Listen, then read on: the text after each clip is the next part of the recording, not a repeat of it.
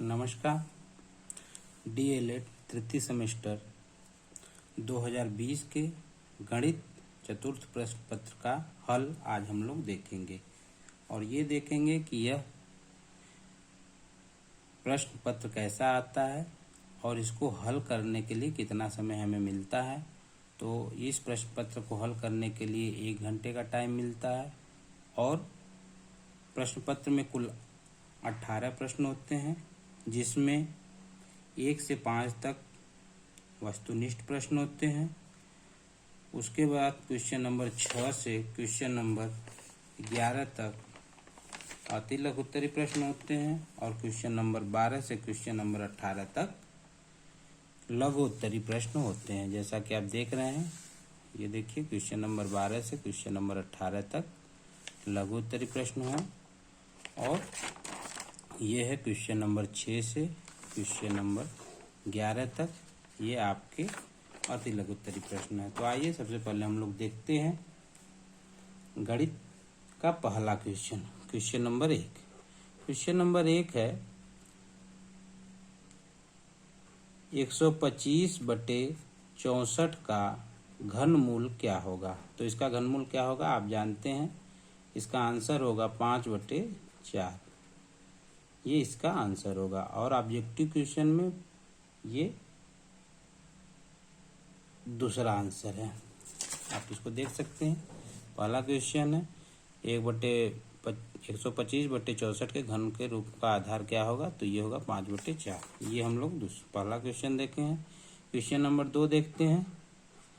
Question number 2 है वृत्त पर स्थित किसी बिंदु से खींची जाने वाली स्पर्श रेखाओं की संख्या क्या होगी। तो आप इसको समझ लीजिए, ये कोई वृत्त है, यहाँ कोई बिंदु है, इस पे असंख्य स्पर्श रेखाएं खींची जा सकती हैं ये।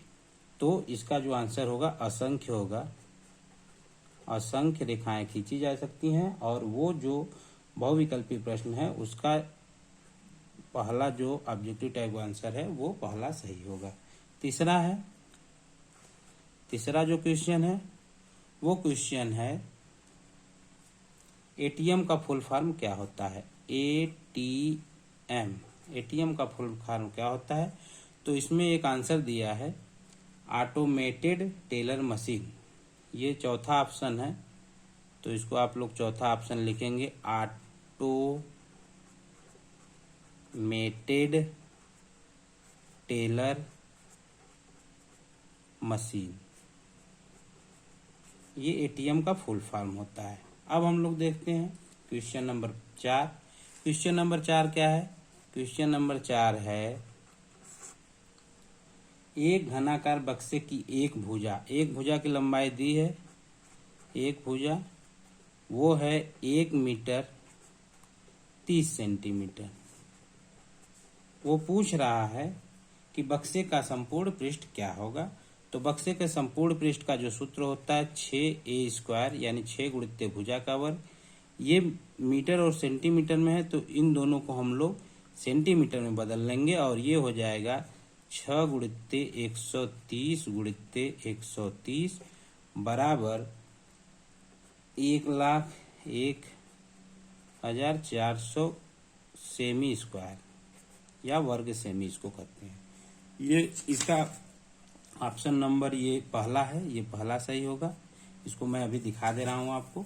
और क्वेश्चन नंबर 5 जो है, क्वेश्चन नंबर 5 आपका दिया है x³ आप ध्यान दीजिए, x³ plus 2x² plus 5x plus 10 इसका गुणनखंड ज्ञात करना है। तो इसका गुणनखंड ज्ञात करने के लिए आप क्या करेंगे, आप सबसे पहले यहाँ देखिए, यहाँ से आप x² कॉमन लेंगे तो ये हो जाएगा x + 2 और यहाँ से +5 कॉमन लेंगे, ये हो जाएगा x + 2। दोनों में से x + 2 जब कॉमन आप ले लेंगे तो यह हो जाएगा x² + 5 और ये है ऑप्शन नंबर आपका 2। ऑप्शन नंबर 2 ये है, तो ये ऑप्शन नंबर 2 में लगा लेंगे। अब इसको आप पहले देख लीजिए पेपर से। पहला क्वेश्चन आपका था इतना का घन के रूप में आधार क्या होगा, तो आपने ये लगाया है दूसरा क्वेश्चन, वृत्त पर स्थित किसी बिंदु से खींची जाने वाली स्पर्श रेखाओं की संख्या असंख्य है। एटीएम का पूरा नाम ऑटोमेटिक टेलर मशीन है।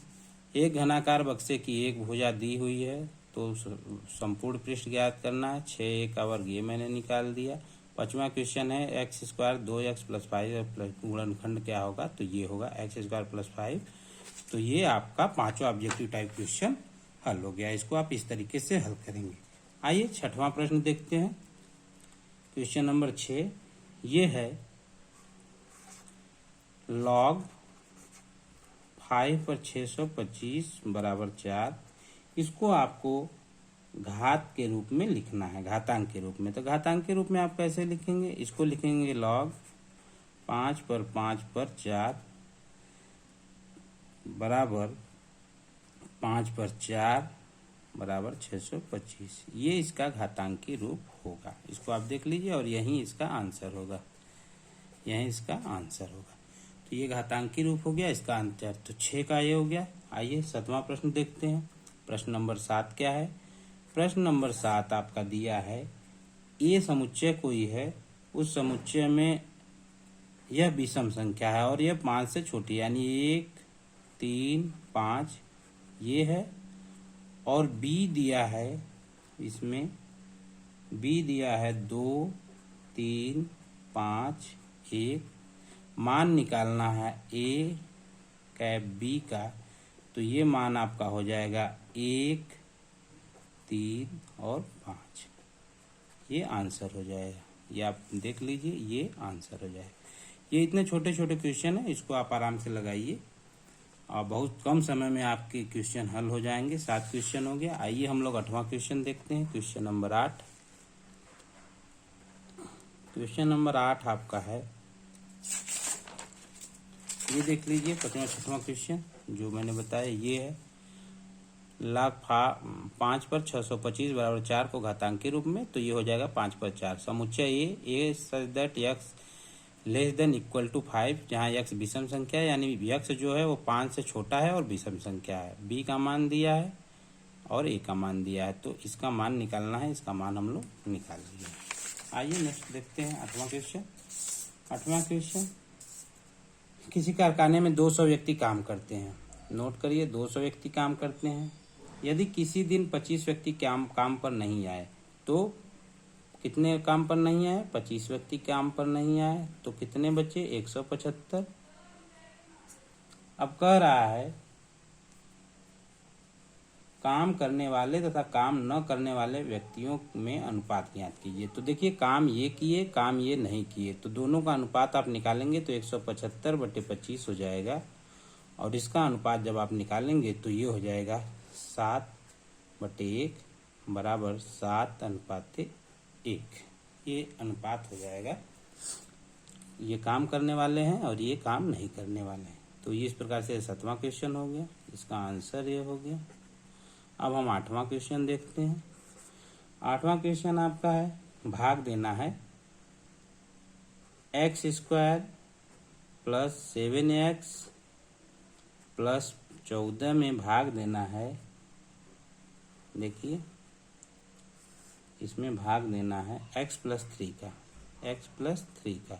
अब हम लोग भाग देते हैं, x² लाना है। यहाँ x² है तो x बार ले जाएंगे, x का गुणा इसमें करेंगे तो x² हो जाएगा, इसमें करेंगे तो +3x आ गया। अब इसको हम लोग घटाएंगे, यहाँ माइनस आ जाएगा, यहाँ माइनस, ये माइनस आएगा तो ये कैंसिल हो जाएगा।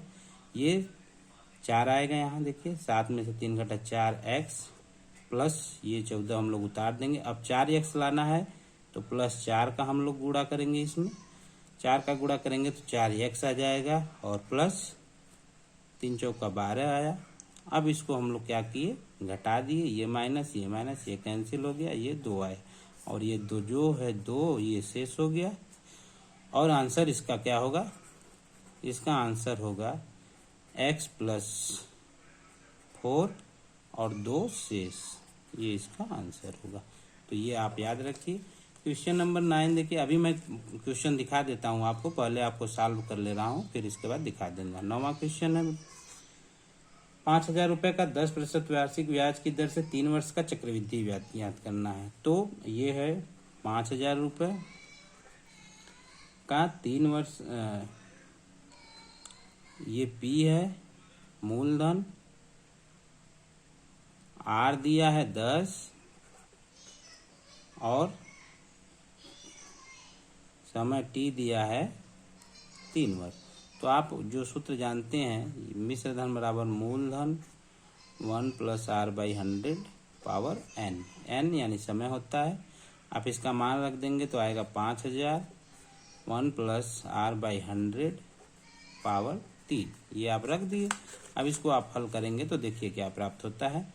ये होगा 5000, इसमें 1 + 10/100 यहाँ 3 लिख देंगे। ये हो जाएगा 5000 गुणित 11/10 गुणित 11/10 गुणित 11/10। अब आप इसको हल करेंगे। देखिए ये 3 जीरो इससे कैंसिल हो जाएंगे। अब नीचे बचा 5 × 11, 3 बार ये हो जाएगा और इसका मान आएगा आपका, आप गुणा करेंगे तो आपका मान आएगा 6655। इसका मान 1331 आता है। इसका गुणा करेंगे तो 1331 और इसका गुणा कर देंगे तो इतना रुपए। ये इसका P हो गया जो कि ज्ञात करना है हम लोग को। तो ये 9वां क्वेश्चन है, इसको आप लोग देख लीजिएगा। आइए अगला देखते हैं। 9 क्वेश्चन नंबर 9 के बाद 10वां, और ये 10वां क्वेश्चन था। 9वां ये 9वां क्वेश्चन था। ये 9 था, ये 10 था। अब देखिए ये समझ में आ गया आपको। हम आगे बढ़े। अब देखिए इसके बाद हम लोग पुनः आते हैं इधर अपने 11वां क्वेश्चन नंबर 11। क्वेश्चन नंबर 11 है। एक क्वेश्चन दिया है कि यदि 2.5 अनुपाते x समानुपाते 1.25 अनुपाते 2.5 ऐसा क्वेश्चन दिया है। कह रहा है x का मान ज्ञात करिए। तो आप जानते हैं यहाँ से इसको एक साथ लेते हैं और इसको एक साथ, तो हम लोग कह सकते हैं कि 1.25 गुणित x बराबर 2.5 गुणे 2.5 ये कह सकते हैं। तो x इक्वल टू हो जाएगा 2.5 गुणे 2.5 बटे 1.25। इसको आप हल करेंगे तो x बराबर 5 आएगा और ये हो जाएगा आपका आंसर। ये हो गया। अब क्वेश्चन नंबर 12 हम लोग देखते हैं। आइए क्वेश्चन नंबर 12। क्वेश्चन नंबर 12 देखिए, ये एक वृत्त बनाया गया है इसमें। आइए हम लोग वृत्त बना लेते हैं। ये वृत्त है। वृत्त में ये त्रिज्या है, ये व्यास है। यहाँ से ये दिया है, ये वो है और इसको यहाँ है और ये यहाँ है। यहाँ से ये 140 अंश दिया है। अब आप ध्यान से देखिए, ये अर्धवृत्त में है, ये 140 दिया है। 140 अंश इसका मान दिया है। A, C, B और ये D है। तो हम लोग देखिए ये चक्री चतुर्भुज हो गया। तो कोण D और कोण B का मान कितना होना चाहिए? 180 अंश होना चाहिए। हमको इसमें पूछ रहा है कि कोण BAC का मान ज्ञात करना है। किसका मान करना है? कोण BAC बराबर क्या। अब हम लोग इसको थोड़ा देख लेंगे, 2 मिनट का काम है। देखिए कोण ADC प्लस कोण ABC बराबर 180 अंश होगा, क्योंकि ये चक्री चतुर्भुज है। अब चक्री चतुर्भुज है तो इसका मान 140 अंश है, प्लस कोण ABC बराबर 180 अंश, ये हो जाएगा। तो कोण ABC बराबर 180 अंश माइनस 140 अंश बराबर कोण ABC बराबर 40 अंश। ये 40 अंश हो गया। आप देख रहे हैं ये कोण आपको प्राप्त हो गया 40 अंश। ये 40 अंश हो गया। अब ये कोण अर्धवृत्त में स्थित है तो ये कोण समकोण होता है, यानी 90 अंश का ये कोण आप जानते हैं। ये 90 अंश का हो गया। ये 40 हो गया, ये 90 हो गया। तो इसका मान आप आराम से निकाल सकते हैं, इसका मान। अब देखिए कोण BAC बराबर 180 अंश माइनस अब इसको आप निकाल लीजिए, 90 अंश प्लस 40 अंश बराबर 180 अंश माइनस 130 अंश बराबर 150 अंश। तो इसमें दो चीज देखना है, अर्धवृत्त में स्थित कोण समकोण होता है और चक्रीय चतुर्भुज के आमने सामने कोणों का योग 180 अंश होता है। ये 50 अंश आपका आंसर आ गया है। ठीक है, इसको आप याद रखिए। अब हम लोग नेक्स्ट देखते हैं 13वां क्वेश्चन। क्वेश्चन नंबर 13 है। क्वेश्चन नंबर 13 देखिए, ये मान निकालना है आपका समांतर माध्य। क्वेश्चन नंबर 13 जो है समांतर माध्य। समांतर माध्य, इसको मैं आपको सिर्फ बता रहा हूं। ये x का मान दिया है 40, 42, 43, 44, 45, ऐसे आप लिख लेंगे। ये f का मान दिया बारंबारता 4, 12, 18, 10 और 6। आपको fx निकालना है। fx यानी ये दोनों गुणा करेंगे, इसका मान आएगा तो सिग्मा fx निकाल लीजिएगा योग, और इसको सिग्मा f निकाल लीजिएगा। जो भी आएगा ये आपका 10, 20, 30, 40, ये 40 आ गया, और इसका मान आप गुणा करके निकाल लीजिएगा। जो भी आएगा तो m जो होगा उसका मान सिग्मा fx बटा n। इस फार्मूले से, या इसको n को हम लोग कहते हैं सिग्मा f, इस फार्मूले में मान रख देंगे तो आपको m का मान आ जाएगा। इस फार्मूले में रख के आप m का मान निकाल लीजिए। अगर नहीं समझ में आएगा तो इसको हम पुनः आपको एक बार बता देंगे इसको, लेकिन आप गुणा करके इसको आप कर लीजिएगा। ठीक है, अगर लास्ट में हमारे पास टाइम बचेगा तो हम आपको इसको बता देंगे आराम से। अब देखिए क्वेश्चन नंबर 14 है। क्वेश्चन नंबर 14 हम लोग देखते हैं। ये क्वेश्चन है, हम अभी आपको पूरा पेपर पुनः दिखा देंगे। ये है कि वृत्त की एक जीवा की लंबाई उसकी त्रिज्या के बराबर है। ये देखिए एक वृत्त है, आप वृत्त संबंधी क्वेश्चन को समझिए। करा एक यहाँ इसका केंद्र है, करा इसके एक जीवा की लंबाई, यानी ये जीवा हो गई, इसके त्रिज्या के बराबर है, यानी ये त्रिज्या हो गई। ये अगर O है तो ये A, ये B। अब ये त्रिज्या हो गई, ये त्रिज्या हो गई, और ये त्रिज्या के बराबर है तो ये भी बराबर हो गई। ठीक है, ये कह रहा है कि लघु वृत्त खंड पर आंतरिक कोण का मान ज्ञात कीजिए, यानी इस कोण का मान ज्ञात कीजिए। तो ये कोण का मान क्या होगा, चूंकि ये तीनों भुजा बराबर है तो यह समबाहु त्रिभुज होगा। इसको आप अगर निकालना चाहते तो आप निकाल लें कि AO बराबर BO, ये क्या है त्रिज्या। ठीक है, ये त्रिज्या हो गई। और प्रश्न क्या है, प्रश्नानुसार प्रश्न आपका कह रहा है कि AO बराबर AB, यानी त्रिज्या उसके जीवा की लंबाई के बराबर है। तो तीनों जब बराबर हो गए तो इसका आंतरिक कोण का मान आप निकाल लेंगे। आंतरिक कोण का मान 180/3 हो जाएगा बराबर 60 अंश हो जाएगा। तो इस तरीके से इसके प्रत्येक कोण का मान, यानी कोण AOB बराबर 60 अंश, या ये होगा तो वहीं 60 अंश ये भी होगा, ये भी हो जाएगा, तो ये तीनों 60 अंश हो जाएगा।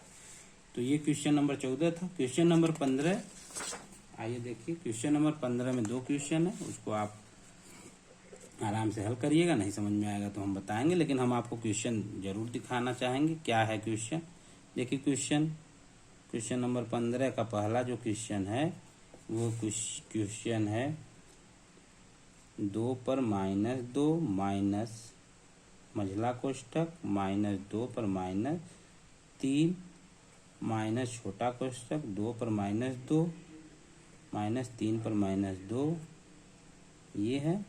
और दूसरा क्वेश्चन ये है 2 पर 5 गुणे 16 पर -2 भागे 2 पर -3, ये क्वेश्चन है। तो इसको आप हल करिएगा। नहीं समझ में आएगा तो करेंगे, इसको मैं बता दे रहा हूँ आपको। देखिए इसका हल हम कर रहे हैं 2 पर 5 उड़ते, इसको हम लोग लिख सकते हैं 1/2 पर 4 पर 2, और इसको गुणा का चिन्ह करके लिख सकते हैं 2 पर 3। और ये आ गया हम लोग का 2/5 गुणे 2/3 बटे 2/4। ठीक है, अब ये 2/4 गुणे 2, तो ये बराबर हम लोग का हो जाएगा 2/8 बटे 2/8 बराबर 2/8 माइनस 8, तो ये बराबर हो जाएगा 2/0 बराबर 1। इसका मान 1 हो जाएगा। ठीक, तो आगे हम लोग चलते हैं। अब 16वां क्वेश्चन है। 16वां क्वेश्चन देखिए। 16वां क्वेश्चन है, एक टेलीविजन सेट का मूल्य 15,625 रुपये है। यदि इसका मूल्य प्रतिवर्ष 8% घटता है तो 3 वर्ष बाद मूल्य। ये साधारण ब्याज का सूत्र है, इस पे लगाना है साधारण ब्याज। हम लोग को दिया है पी दिया है, आर दिया है, एन टी दिया है, टाइम दिया है। ये दिया है 15,625, ये दिया है 8% और ये दिया है 3 वर्ष। तो इसको लिख लीजिए साधारण ब्याज बराबर मूलधन, मूलधन जो आपका है वो लिख लीजिए 625 गुणे दर गुणे समय बटा 100। अब इसको आप हल करेंगे तो कितना कमी होगा वो आपका निकल जाएगा। अब कितनी कमी होगी वो आप इसको हल करेंगे तो वो आपको आ जाएगा। आप इसको हल कर लीजिए, नहीं तो देखिए कैसे करते हैं हम लोग। यहाँ 25 आ गया, 25 चौका 100, 4 दूना 8, यहाँ 2 आ गया, 4 से काट दिए। अब इस 25 से इसको काटेंगे, 25 छक्का 25 दूना 25 बचे, ये कट गया, ये कट गया, तो आया 625 गुणे 6 बराबर 6 पंजे 30, 6 दूना 12, 3 15, 6 छाके 36, 1 37 ये रुपया। यानी उस टीवी के मूल्य में इतने रुपए की कमी हो जाएगी। ये आपका आंसर हो गया। ये आपका आंसर हो गया कि इतने रुपए की उस टीवी के मूल्य में कमी हो जाएगी। ठीक है, अब हम लोग 17 क्वेश्चन नंबर 17 देखते हैं। क्वेश्चन नंबर 17 है बेटा, लोहे का एक घनाभ है जिसका लंबाई चौड़ाई ऊंचाई दिया है। लंबाई दिया है, चौड़ाई दिया है, ऊंचाई दिया है। ये दिया है 75 सेमी, 75 सेमी, ये दिया है 15 सेमी और ये दिया है 5 सेमी।